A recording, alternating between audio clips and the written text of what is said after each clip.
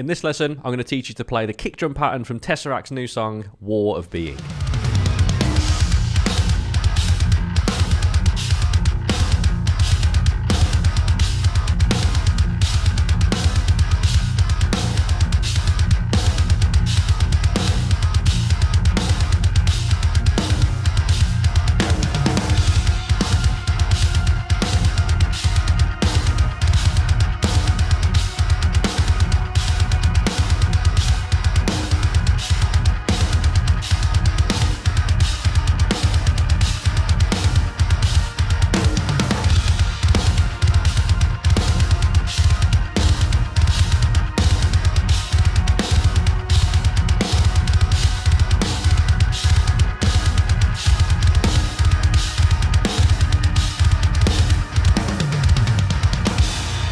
When I first heard the demo for that, I honestly thought it was going to be super tricky to get down and to learn.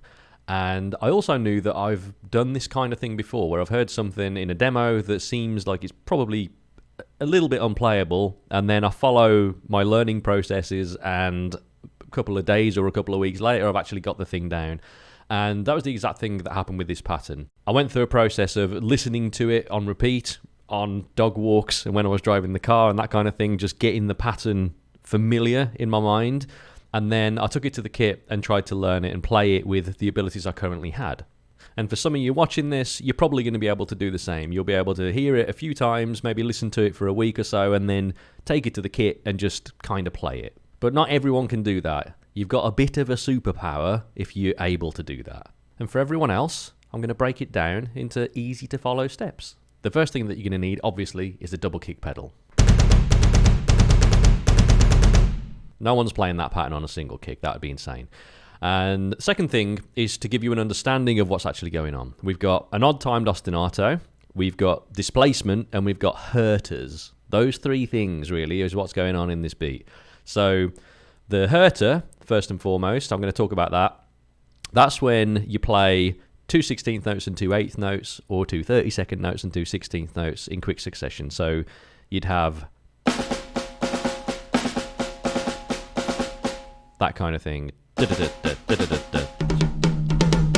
And when you put that on the kick, you get that. If you've heard Bleed by Meshuggah, that's literally what's going on. You've got that pattern. And Thomas is just playing it over and over again. And for the last section of this groove, that's exactly what I'm doing. I'm playing a hurta on the feet, but within the groupings of the odd-timed ostinato. Now, to get hurtas working, let me show you my technique. I've got a couple of things going on. I'm playing heel toe with my right foot. That's where I lift off from my tiptoe, come down on my heel for the first hit, then my foot rolls forwards for the second hit. And that's a really easy way to get 2 strokes out with 1 foot. Then, the next part of learning a hurta is putting a left kick in between the heel toes.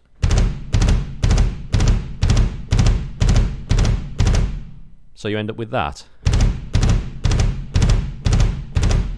When you can play that clean to a metronome, you then add a second kick as a 16th note and repeat the pattern.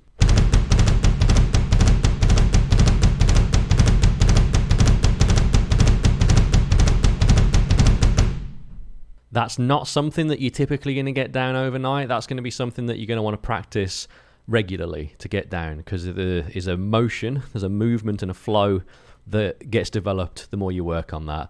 And I honestly learned to get better at that by trying to play Bleed. That was the way I learned it. I stuck on Bleed by Meshuggah, and I tried to just play it. It's an amazing workout for your legs if you haven't tried to do that one. So put a metronome on, get your hurtas going, get that to be a nice flowing movement and something that isn't strenuous. And then the final part of the War of Being groove isn't going to be quite as tricky.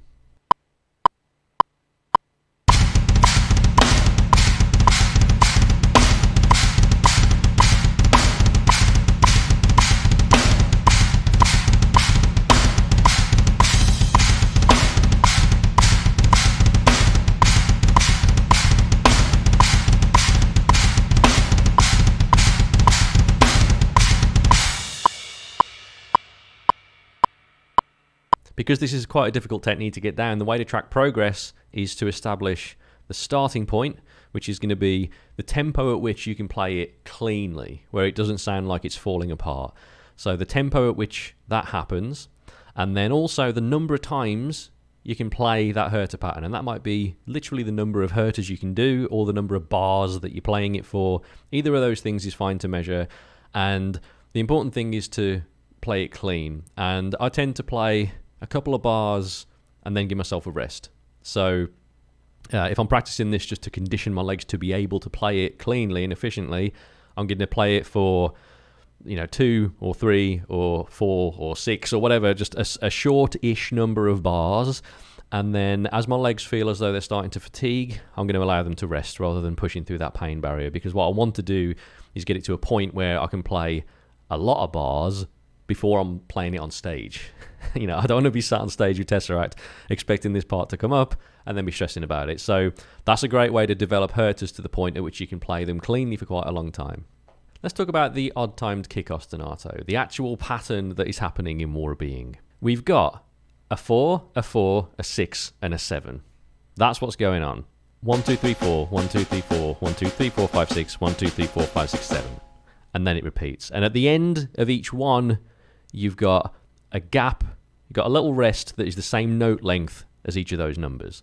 So 1, 2, 3, 4, 1, 2, 3, 4, 1, 2, 3, 4, 5, 6, 1, 2, 3, 4, 5, 6, 7. 1, 2, 3, 4, rest. 1, 2, 3, 4, rest. 1, 2, 3, 4, 5, 6, rest. 1, 2, 3, 4, 5, 6, 7, rest. And then that whole pattern's going to repeat. We play that on the kick 3 times, right? That's 1. We play that 3 times. Then on the 4th time, the 4th repetition, there's 3 4s. 1, 2, 3, 4, 1, 2, 3, 4, 1, 2, 3, 4, 1, 2, 3, 4, 5, 6, 1, 2, 3, 4, 5, 6, 7. So 4, 4, 4, 6, 7. That's the thing that kind of makes this pattern a little bit more tricky, because you've got three repetitions. The 4th one, this slight change to it, which is something that we like to do all the time. We don't want to just keep the pattern identical every single time. Then the 5th time the pattern plays, it's another 4, 4, 6, 7. And then we start the 6th pattern with another 4, and then there's 3 kicks, and then I'll play a fill until to bring the pattern back around. At that point, the 6th repetition, we get sort of part way through that 6th repetition, and then the whole pattern starts again. And there's 3 full repetitions of that entire series of numbers, right? That happens 3 times. In the original demo, it was the same each time, which sounded great. It sounded awesome, but the more I played it, the more I got used to it. I wanted it to evolve. I wanted the drumming to evolve with each pattern slightly. So the first version, I'll just keep it neat, right? The second version, I add a hurta towards the beginning, or right at the beginning. The first set of 4 is a hurta, and then there's another one a little way in, another hurta pattern. And then the third version, I thought it would be hilarious to just try and do hurtas at the beginning of each of those numbers. So at the beginning of the 4, at the beginning of the second 4, at the beginning of the 6, at the beginning of the 7.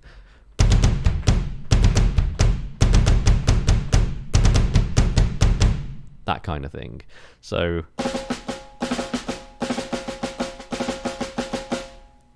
and learning that took a little while. I'm not going to lie. I tried to do that for quite a while and couldn't do it. But the way I actually learned to play it was by slowing it down and practicing it at a slower tempo, where the hurtas still had some flow. I was still using the same technique rather than slowing it to a point where there's no groove. There was a little bit of groove there, but practicing that at a much slower tempo and then building it up gradually over a few weeks to the point at which I could actually play it. Each repetition is 12 bars long, and it's up at 170 BPM. It's a quarter note click, just 4/4 time signature. And we're playing at an 8th note triplet note length. That means that for every metronome hit, we've got 3 strikes. Okay, so if I put a metronome here at 170,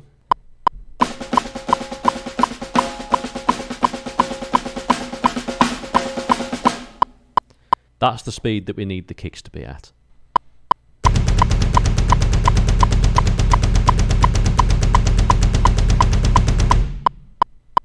And something I personally find useful for these types of patterns is the ability to not just play right, left, right, left, right, left constantly. I want to play combinations of right, left, right, right, right, left, right, right, left, right, right. I find that within triplet patterns, focusing on my dominant foot, my stronger leg, helps me actually navigate those with more groove. So whenever there's a pattern where if it's an even number, like the sixes, 1, 2, 3, 4, 5, 6, I might play 1, 2, 3, 4, 5, 6, right, left, right, right, left, right. So let me just show you that. 1, 2, 3, 4, 5, 6. And the one in the middle is a heel toe.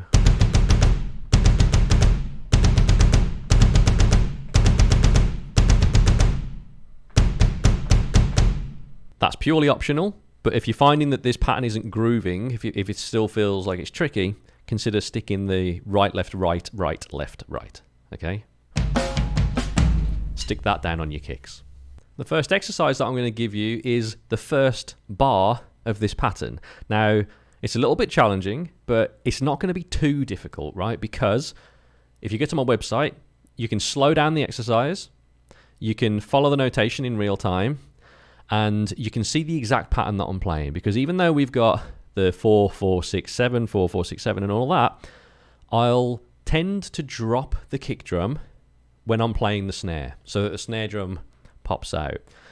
For some patterns I'll do that, for other patterns I don't. But the more that I've played with this song, I'm doing that on a handful of the snares. So if you want to slow this down, if you want to work it out the exact way that I play it, go over to the website. If you're one of my monthly subs, you get access to all of these exercises and all of the previous lessons that I've made, all of the exercises in those. You can slow them down in the website, follow the notation, grab the MIDI, the guitar profiles, and the PDFs for these songs. If you want the PDF and the notation and the guitar profile for War of Being, head over to the TesseracT page. I'm going to link to that in the description below, and you'll be able to download it there.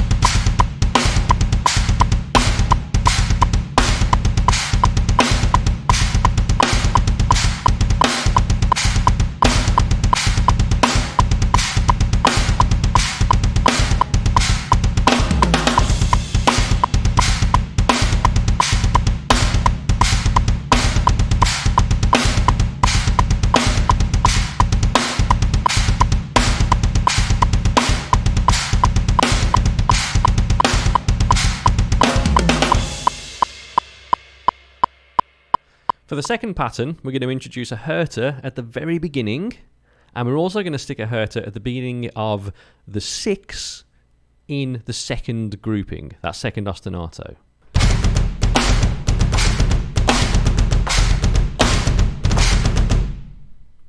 That's the difference. Everything else stays exactly the same.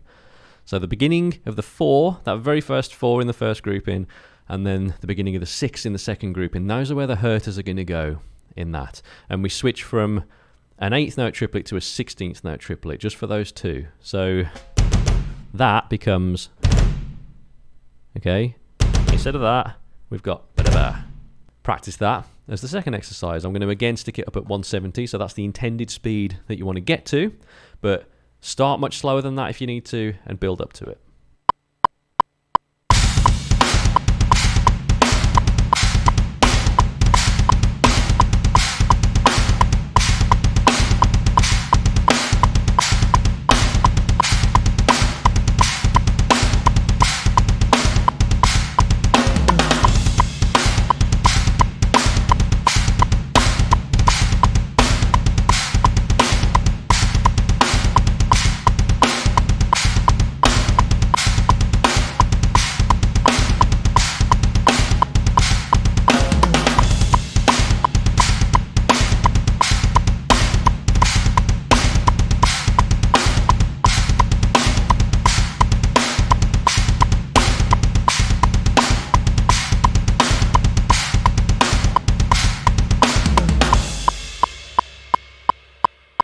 Okay, now it's monster time. We've got to sort out playing hurtas over every single one of them numbers, which took me a while. I'm not going to lie. It wasn't particularly easy, but if I can do it, so can you.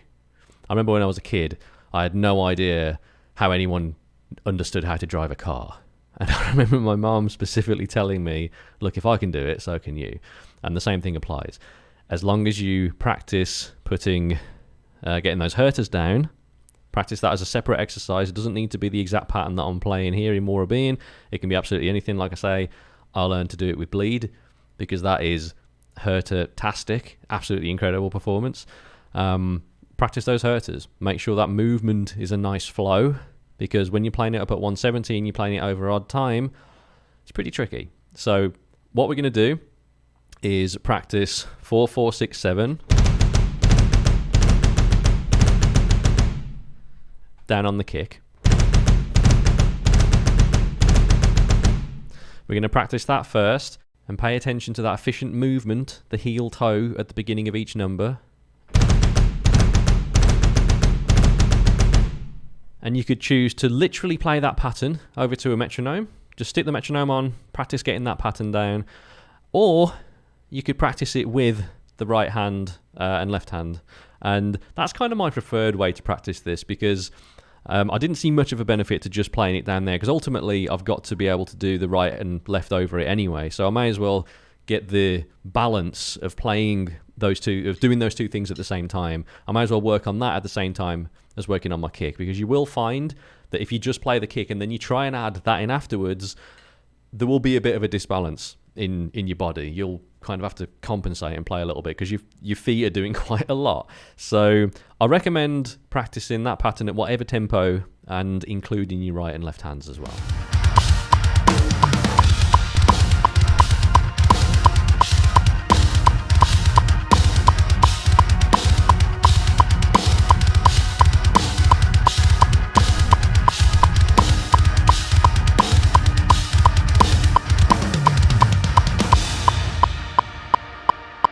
Just a reminder that if you want to dig even deeper into these patterns, if you want to know all the left-right stuff that I'm doing with my feet, if you want to practice it at a speed that works for you, you want to get the notation, all of that kind of stuff, head on over to my website, jpostones-drumlessons.com, grab the lesson on there, grab yourself a subscription on there. You're going to be able to download all of this stuff, and it's going to help you out loads more.